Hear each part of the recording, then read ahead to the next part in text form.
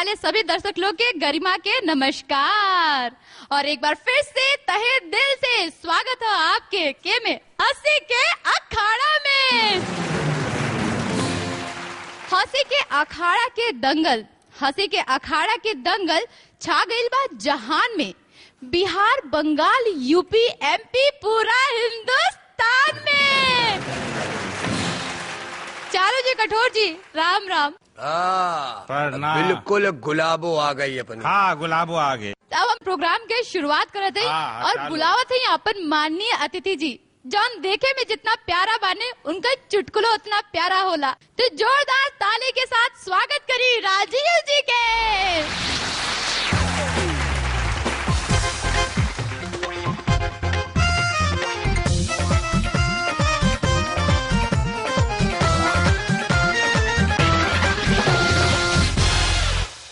हंसी का अखाड़ा में एक बार फिर सभी का हार्दिक अभिनंदन। कि इस युग में कर्ज ना हो जिस पर उसका बेड़ा पार है। कर्ज लेके जो लौटा दे वो बंदा ईमानदार है, और कर्ज लेके जो खा जाए समझो धरती पे अवतार है। और कर्ज जो किसी पर 500 रुपए का तो वो गुनहगार है। बहुत बड़ी बात। और कर्जो 5000 का तो कर्जदार है। कर्जो 5 लाख का तो दुकानदार है। कर्जो 5 करोड़ का तो सरमाएदार है। और कर्जो 50,000 करोड़ का तो भैया वो भारत सरकार है। बहुत खूब।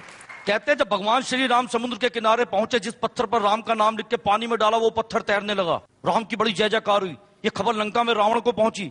वहां की प्रजा ने रावण से कहा, महाराज ये चमत्कार करके दिखाओ, जिनके नाम में इतनी शक्ति है उनके काम में कितनी शक्ति होगी, नहीं तो सीता वापस करो, राम से माफी मांगो। रावण बोला 10-10 मुंह है, किस किस मुंह से माफी मांगो। रावण भी अगले दिन पत्थर उठाया, समुद्र के किनारे पहुंचा, रावण लिखा, पानी में डाला पत्थर, वो भी तैरने लगा। रावण की भी बड़ी जय जयकार हुई। रात को सोने पहुंचा अपने कक्ष में रावण। पत्नी मंदोदरी ने पूछा, तुमने चमत्कार कहां से किया? ना तुम कोई अवतार, ना तुमने विद्या किसी से सीखी। तो रावण ने अपनी पत्नी मंदोदरी से कहा, यह राज की बात है, किसी से कहना नहीं। मैंने जब पत्थर पर रावण लिखकर उसे पानी में डाला तो मैंने पत्थर से कहा, तुम्हें राम की कसम है डूबना नहीं। तो जब हमारे प्रधानमंत्री अटल बिहारी वाजपेयी जी ने परमाणु परीक्षण किया था तो उसमें नवाज शरीफ साहब ने भी किया था। जब ये रात को सोने पहुंचे अपने कक्ष में तो उनकी पत्नी ने पूछा, तुमने परमाणु बम कहां से छोड़ दिया, तुम्हारे पास तो था ही नहीं। नवाज शरीफ बोले, भाई थे तो हमारे पास पटाखे ही, पर हमने उन पटाखों से कहा था कि तुम्हें हिंदुस्तान की कसम है हमारी लाज रख ले। तो हिंदुस्तान के नाम में काम में बड़ी शक्ति है। और मैं अपने कंटेस्टेंट को कहना चाहूंगा, उनमें कोई डूबेगा नहीं। इस मंच के माध्यम से सभी उभर कर आएंगे। क्या बात है, क्या बात है। Thank you.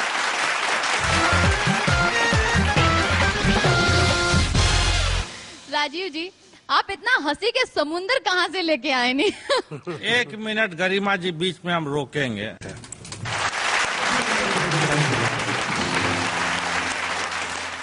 अपने दर्शकों को एक बात कहना चाहूंगा कि गमों की आंच में आंसू उबाल कर देखो, बनेंगे रंग हजार किसी पर डाल कर देखो, चुभन तुम्हारे दिल की भी जरूर कम होगी, किसी पांव से कांटा निकाल कर देखो। वाह वाह।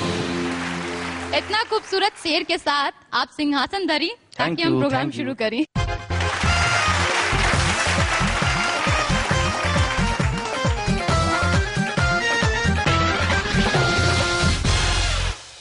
तो हम शुरू करे जाते हैं अपन हंसी के अखाड़ा और बुलावे जाते हैं पहला पहलवान के। ना ये पहलवान ना, ये पहलवानी ना, कोलकाता के हसगुल्ला हमार अर्चना शुक्ला।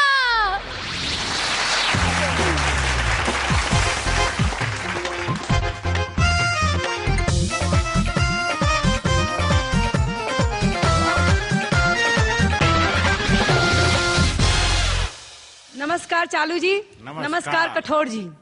और हमारे राजीव सर के लेल हम कुछ स्पेशल लाइल बानी। अरे बाप। राजीव सर सुनी। सारे जमाने पे, मौसम सुहाने पे, इस दिल दीवाने पे, वीरानी सी थी छाई, आप आए, बाहर आई हो। आजकल का बा प्यार के सबके ऊपर बुखार चढ़ल बा। हम जो छोटा रहनी तो प्यार के मतलब समझत रहनी कि लड़का लड़की एक दूसरा के हाथ दे करके घूमेला, गाना गावेला और एक दूसरा के खिलावेला। कहे के टीवी में यह दिखावत रहल, कुछ ना जानत रहनी। लेकिन हमार बगल में एगो लड़की एगो लड़का संतोष और रागिनी एक दूसरा से बहुत प्यार करत रहे। अब उनकर प्यार के अंदाज का रहे, हम आप लोग के दिखावत ही। वो लोग बात ना करे एक दूसरा से कभी भी, लेकिन सब बात कर लेवे इशारा इशारे में। संतोष थोड़ा टपोरी टाइप के लड़का रहे।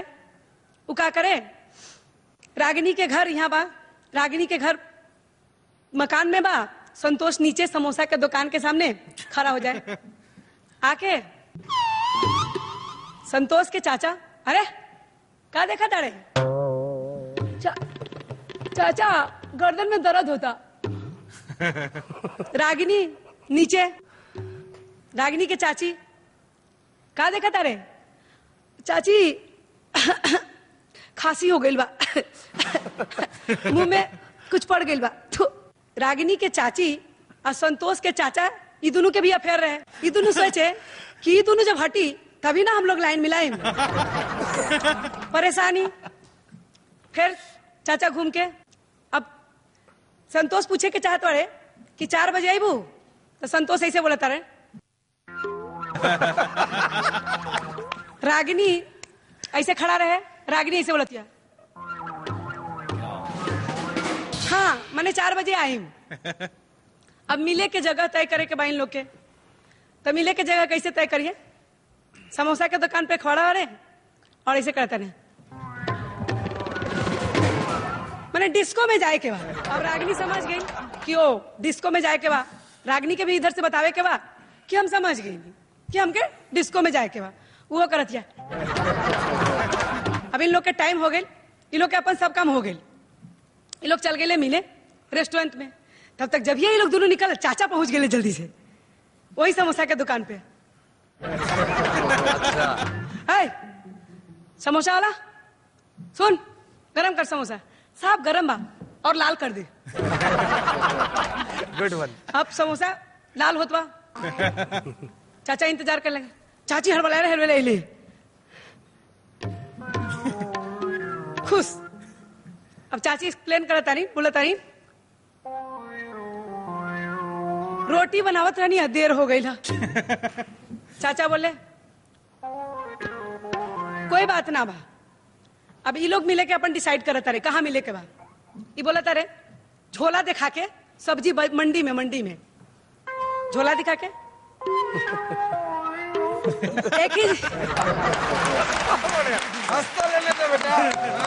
एक ही जगह से बैगन खरीदल जाए दोनों आदमी। माने इन लोग के बाटे कि मंडी में सब्जी एक ही जगह से दोनों आदमी खरीदम। हो गई। अब संतोष और रागिनी रेस्टोरेंट में मिल ले। रागिनी कहती का बताई, हम रोटी बेलत रहनी है ना, तो ओकर गोलका में तो और चेहरा दिखाई देत रहा। 3 दिन से ना मिल पैनी। अच्छा, रोटी के जो गोल वाला में हमार चेहरा दिखाता। हाँ, हम बर्तन मांजत रहनी है ना, जब ये बर्तन धोत रहनी है उमें तो और चेहरा दिखा देत रहा। अरे तो फोन काहे न करत रहा? तू फोन करे के चाहिए तो के। बैलेंस पापा ना बढ़ावेले, हमारे तो आर बारे में जान गए बारे। तू काहे न करत रहा? का करी, हमके भी पैसा के प्रॉब्लम है। संतोष बोलता रहे। अब रागिनी गुस्सा गई। पैसा के प्रॉब्लम है तो के, तो हमसे प्यार काहे करता रहे? सरिता के पति के देखा सत्यम में काम करत रहा, भले भी निकाल दिल गई बा, तो का भइल? इंजीनियर तो रहा ना। संतोष बोलता रहे ना ना हम कुछ करम तो के सब कुछ दे। का देवा? अभी पिज्जा खिलाईबा ना? अभी तो पिज्जा खिलावे के पैसा नहीं खे। कहा से तू हमार सैया ना भैया बड़ो। नमस्कार नमस्कार। बेटा एक बात तुमसे हम पूछे चाहते हैं, ये सब स्टोरी जो तुमने बताई, ये तुमने कौन से छज्जे पे टांग के देखी थी? सर ये स्टोरी एक्चुअली हम जहाँ रहते हैं वहाँ पर रियली में मैं बचपन में जब छोटी थी तो बगल में एक लड़का संतोष और रागिनी एक दूसरे से बहुत प्यार करते थे। तो तुम वही देखा करती थी। जोरदार तालियां। धन्यवाद धन्यवाद। हमार कोलकाता के अर्चना तो प्रेमी प्रेमिका के इतना बखान के दिले कि हंसा हंसा के जान निकाल ले ली। अब हम बुलाए अपन अगला प्रतियोगी के, लेकिन उससे पहले जी हाँ एगो ब्रेक।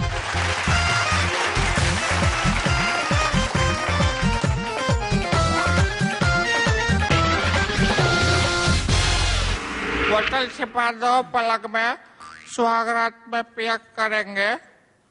ऊपर वाला मांगेगा हिसाब तो पैक बना के दिया करेंगे।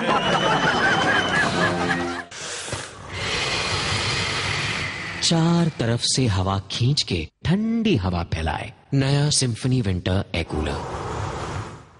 पता दिल की बात कैसे करती है इजहार? बालों से। पीछे पीछे क्यों खड़ी हो, क्या सरसों के चिपचिपे बालों से डरी हो? छोड़िए साधारण सरसों तेल और ले आइए डाबर आंवला। आंवला का पोषण दे ट्रिपल फायदा, जो दे ज्यादा लंबे, ज्यादा मजबूत और ज्यादा खूबसूरत बाल। असली आंवला डाबर आंवला। बाबूजी को बहुत सारा जमीन वाला जमाई चाहिए, क्या है तुम्हारे पास? अराइज, फिक्र न करो। बड़ा जमींदार लगता है, हमारी बिटिया के लिए एकदम सही। हमारे लिए तुमने इतनी जमीन खरीदी? मैंने तो सिर्फ अराइज खरीदा, जो दे ज्यादा पैदावार कम जमीन में भी। अराइज, बड़ी उपज बढ़िया जिंदगी। कलश कच्ची घानी शुद्ध प्रीमियम सरसों तेल, ये ऑटोमेटेड तरीके से तैयार है। ओमेगा 3 और ओमेगा 6 से भरपूर, जो फैमिली की हेल्थ रखे एकदम फिट। कलश कच्ची घानी शुद्ध प्रीमियम सरसों तेल।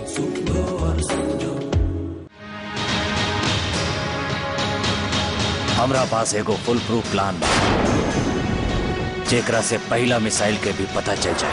मिस मैग्नेटो के खबर कैलू? उ तैयार बाड़ी महान फ्यूमांचो।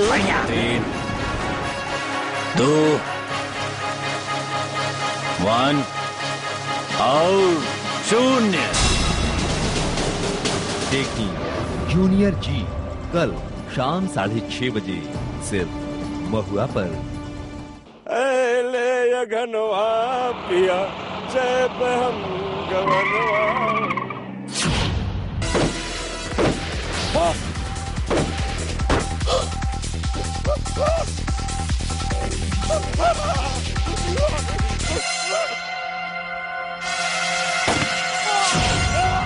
खानदान आज रात 9:30 बजे सिर्फ महुआ पर। प्रायोजक new Bajaj exceed 135 DTS SI और नया मार्गो अब और भी क्लियर स्किन के लिए।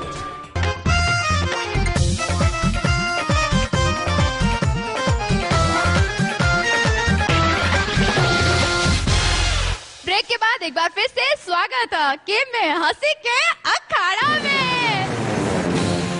तो अभी आप देखने हैं परफॉर्मेंस अर्चना शुक्ला के। अब हम जिनके बुलावे जाते हैं उनका बारे में हम आपके ना बताए, उनका नाम ना बताए, बस इतने बताए कि वो देखे में लागे ने कैंसन राहुल महाजन जैसन। जी हाँ, जोरदार ताली के साथ स्वागत करें प्रियेश सिन्हा के।